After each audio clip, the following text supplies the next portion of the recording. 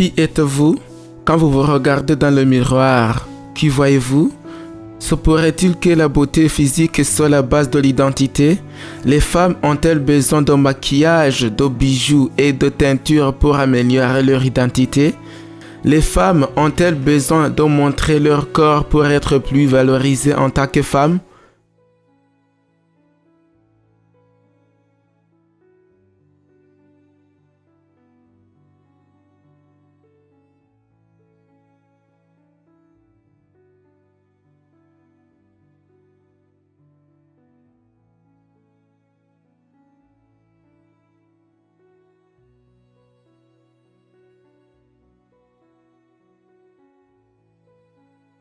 Où sont des milliers de femmes à la recherche de leur identité?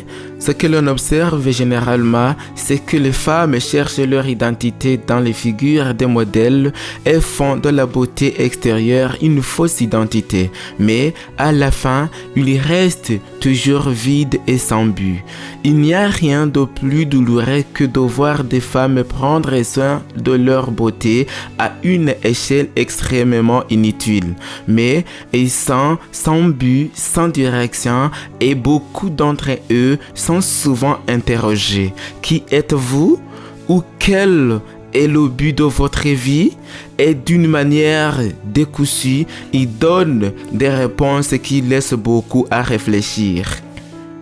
Certaines des choses qui affectent les femmes sont la faible estime de soi, la dépression, la peur, les divertissements laïques, les romans et la mauvaise gestion des médias sociaux. Elles restent silencieuses face aux abus, soutiennent le féminisme et le machisme, paralysent leurs dons et leurs talents, se sentent incapables de révéler les grands défis de la vie, ont du ressentiment, de la haine et de l'amertume. Beaucoup de femmes sont détruites par la déception et vivent ensevelies sous les décombres de leurs ressentiments.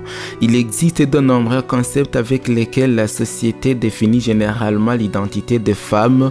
Tout se sent concentré sur l'accent mis sur l'ego des femmes, leur donnant une fausse autonomisation qui nourrit leur fierté et les incline vers les idéologies du féminisme, créant la haine envers la masculinité, un comportement rebelle contre le mariage, approuvant les avortements et accordant des droits qui vont à l'encontre de la volonté divine. Le féminisme est une position non biblique et crée des femmes rebelles et indoptables, contrairement aux fondements bibliques. La femme cherche constamment un refuge, l'amour de compagnie, le sentiment d'être valorisée, étendue, mais la plupart cherchent cela dans des endroits inappropriés. Elle explore des citernes brisées. Parmi ces faux refuges, le plus dangereux est celui qui promet la théorie révolutionnelle du féminisme puisqu'il affecte l'identité des femmes et corrode leur existence jusqu'à ses racines les plus profondes. Ève avait été parfaitement heureuse aux côtés de son mari dans sa maison d'Éden. Mais, comme l'inquiète Ève moderne, elle était flattée de l'espoir d'entrer dans une sphère plus élevée que celle que Dieu lui avait assignée. En essayant de s'élever au-dessus de sa position initiale, elle est tombée bien au-dessous de celui-ci. Un résultat similaire sera atteint par tous ceux qui ne sont pas disposés à assumer joyeusement leur devoir de vie conformément au plan de Dieu. Une femme qui n'a pas d'identité correcte forme des foyers sans structure solide. Ce sont des épouses sans vision claire, ce sont des mères sans but, elles perdent leur valeur au profit du premier enchérisseur. Leur état émotionnel est conditionné à l'opinion des autres, leur estime est instable et ce sont des femmes fragiles face aux mauvaises influences. Dans le plan de Dieu, les femmes occupent une place irremplaçable et sont très bien définies par le ciel. Au début de la civilisation hébraïque, les épouses des patriarches étaient les matriarches. C'étaient des femmes écoutées, respectées et admirées. Il y avait des femmes prophétesses et juges. Les femmes étaient présentées sur le mont Sinaï à l'époque où Dieu a parlé à Moïse et a fait du peuple d'Israël le peuple élu. Ils participaient activement aux célébrations religieuses et sociales ainsi qu'aux événements politiques. Ils avaient une voix tant dans la sphère publique que dans la sphère privée. Au fil du temps et en raison des influences étrangères de peuples païens, ils ont été exclus de l'activité publique et ont été confinés à la maison. Au fur et à mesure que le temps passait et que les civilisations commençaient, elles ont commencé à être définies uniquement par leur aspect biologique en tant que mères procréatrices, dépendantes d'abord du père puis du mari. Mais ce n'était pas la volonté de Dieu pour le sexe féminin. La sphère d'utilité de la mère chrétienne ne doit pas être restreinte par sa vie domestique. L'influence salutaire qu'elle exerce dans le cercle familial doit aussi être utilisée dans des domaines plus répandus comme dans son voisinage et dans l'église de Dieu. Le foyer n'est pas une prison pour l'épouse et la mère dévouée. Le rôle et l'utilité d'une mère chrétienne ne doivent pas se limiter à sa vie domestique. L'influence positive qu'elle exerce sur sa famille peut s'étendre au-delà, ayant un impact bénéfique sur la communauté et l'Église. On soutient que le foyer ne doit pas être perçu comme une prison pour l'épouse et la mère dévouée, mais comme un lieu d'où peut émaner une influence positive qui transcende les frontières familiales. La femme est l'image de Dieu, elle est la couronne de la création. Elle a été créée pour vivre en communion avec lui. Elle est une aide appropriée. Elle a été créée pour donner la vie et elle est très nécessaire pour étendre le royaume céleste. Nous avons besoin de femmes aux principes fermes et au caractère décidé, des femmes qui croient que nous vivons vraiment dans les derniers jours et que nous avons le dernier message solennel d'avertissement à donner au monde.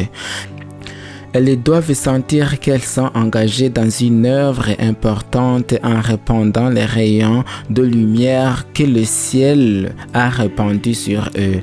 Quand l'amour de Dieu et de sa vérité est un principe immuable, elles ne laisseront rien les détourner de leur devoir ou les décourager dans leur travail. Elles craindront Dieu et ne seront pas détournées de leurs travaux pour sa cause par la tentation de situations lucratives et de perspectives attrayantes. Elles préserveront leur intégrité à tout prix pour elles-mêmes. Ce sont elles qui représenteront correctement la religion du Christ dont les paroles seront prononcées avec justesse comme des pommes d'or dans des images d'argent. De telles personnes peuvent à bien des égards accomplir une œuvre précieuse pour Dieu. Il leur demande d'aller dans le champ de moisson et d'aider à ramasser les gerbes.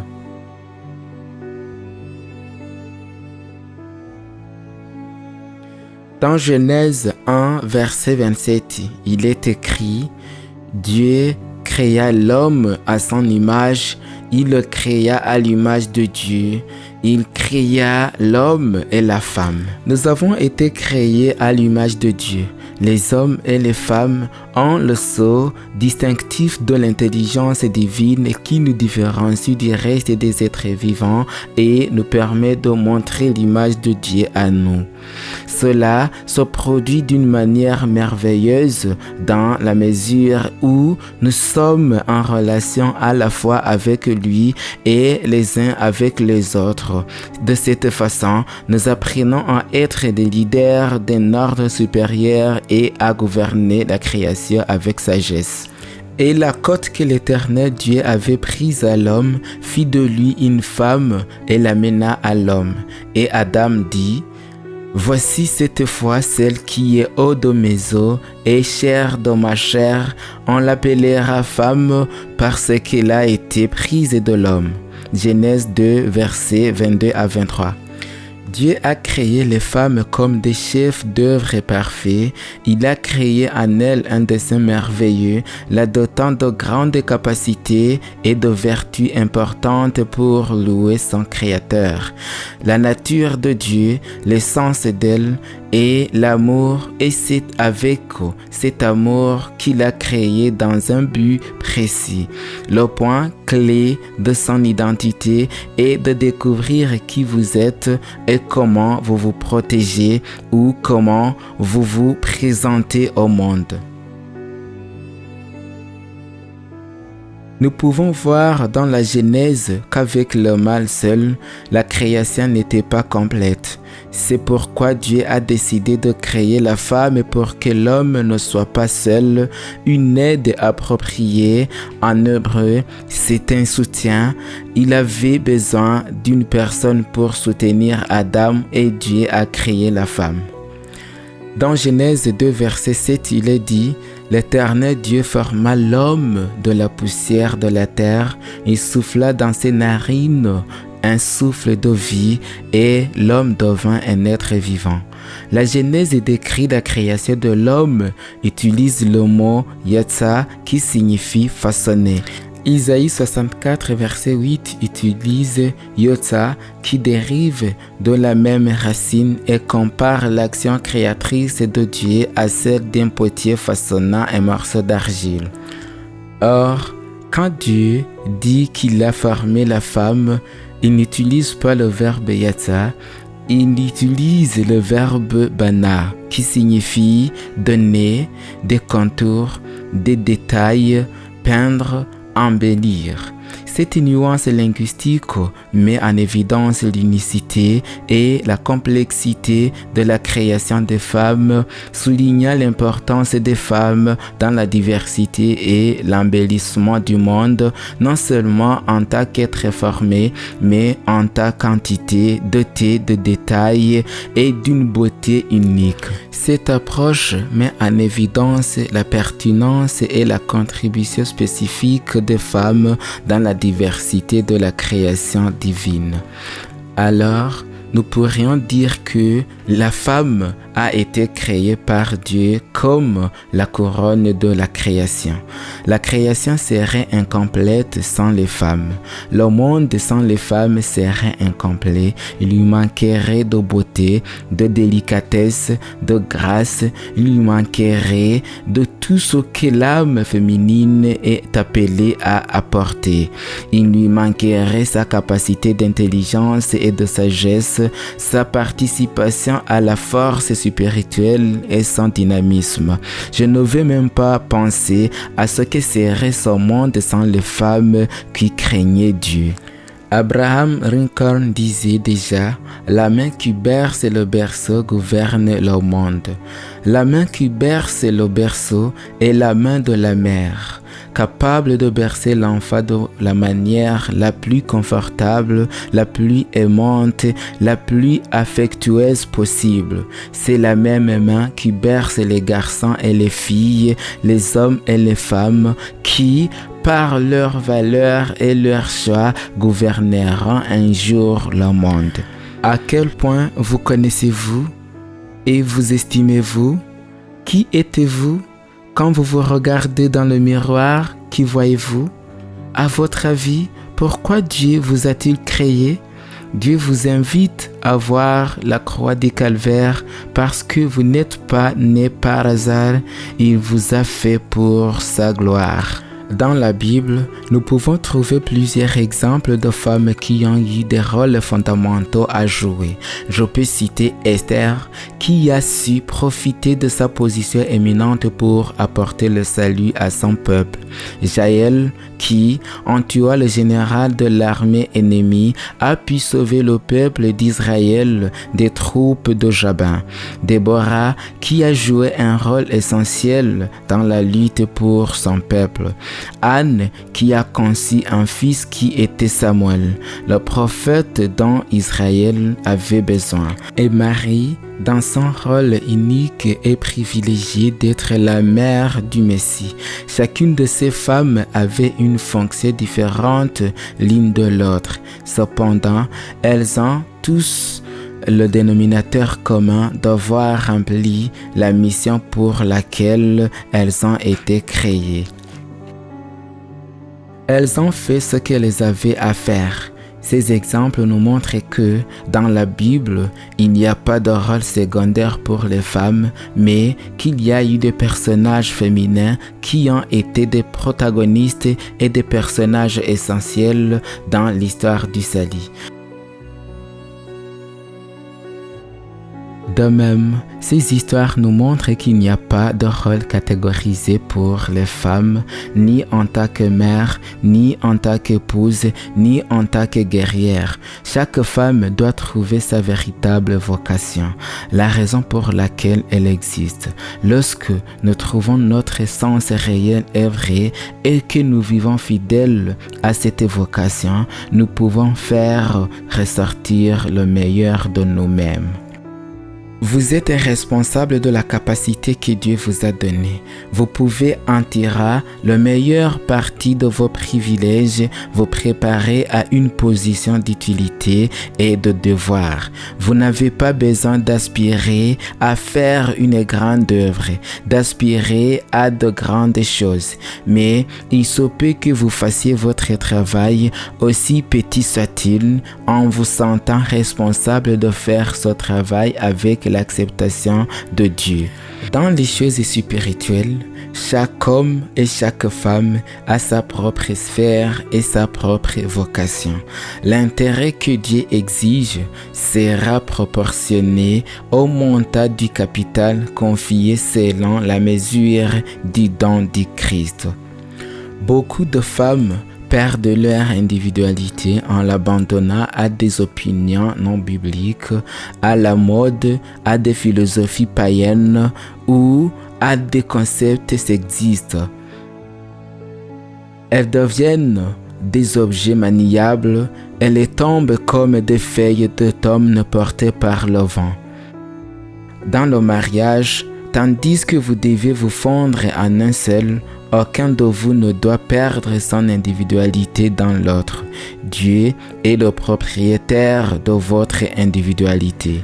C'est à lui que vous devez demander qu'est-ce qui est juste, qu'est-ce qui ne va pas, comment puis-je remplir au mieux le but de ma création. Son individualité ne peut pas être fusionnée avec celle de son mari car elle est le rachat du Christ. C'est une erreur d'imaginer qu'avec une dévotion aveugle, elle doit faire exactement ce que son mari dit en toutes choses. La mise en garde contre l'abandon aveugle à la volonté de son mari suggère que la soumission ne devrait pas entraîner la perte de son propre discernement et de son autonomie. Que se passerait-il si Abigail, la femme de Nabal, s'était aveuglément soumise à l'opinion et à la position de son mari contre elle, à la demande du roi David? L'histoire aurait été différente pour elle et pour beaucoup de ses serviteurs. Il est très important que chaque femme préserve son individualité et son autonomie, même au sein de la dynamique conjugale. L'épouse et la mère ne doivent pas sacrifier leur force et laisser leur pouvoir s'endormir, s'appuyant entièrement sur son mari. Son individualité ne peut se confondre avec la sienne. Elle doit sentir qu'elle est l'égale de son mari. Pour se tenir à ses côtés, elle est fidèle à son poste de service et lui au sein. Toute initiative visant à détériorer l'identité de la femme est une initiative visant à démolir les fondements solides de la rédemption elle-même. C'est une attaque contre le dessein de Dieu et quiconque attaque son dessein attaque Dieu lui-même. Le christianisme ne prime pas les femmes, il leur donne la liberté au milieu d'une soumission aimante à son mari. Toute femme qui connaît vraiment Jésus ne permettra pas que son identité et son individualité soient sapées. Christ est votre meilleur ami et il est prêt à vous aider à maintenir votre identité en lui. Êtes-vous prêt à vous donner quotidiennement à ce meilleur ami? Que notre prière soit, Seigneur, aide-moi à être à tes côtés chaque jour.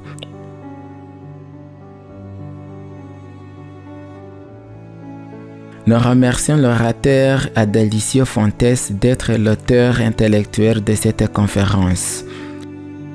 J'aimerais formuler une prière pour les femmes qui viennent de nous suivre dans ce sujet. Notre Père Céleste, nous venons à toi à la fin de ce sujet. L'identité de la femme est très importante. Tu les as créées avec des qualités et des capacités pour être inférieures, bonnes conseillères de leur mari. Être également plus faibles en inspiration afin d'élever leur mari. Seigneur, aide toutes les filles, toutes les épouses et chaque femme à comprendre qu'elles ont une mission importante à accomplir et à nous aider, Seigneur, afin que nous, ensemble, dans nos familles, puissions lever nos yeux et voir aussi le but que tu as pour chacun. Seigneur, aide-nous à comprendre notre identité comme mari et épouse. Nous disons et prions également cela au nom de Jésus. Amen. Si vous souhaitez approfondir les valeurs bibliques, n'hésitez pas à vous inscrire au cours biblique gratuit au pied de Jésus sur le site www.biblearaison.org. Nous vous donnons rendez-vous demain pour une autre conférence sur cette série Identité familiale. Que Dieu vous bénisse.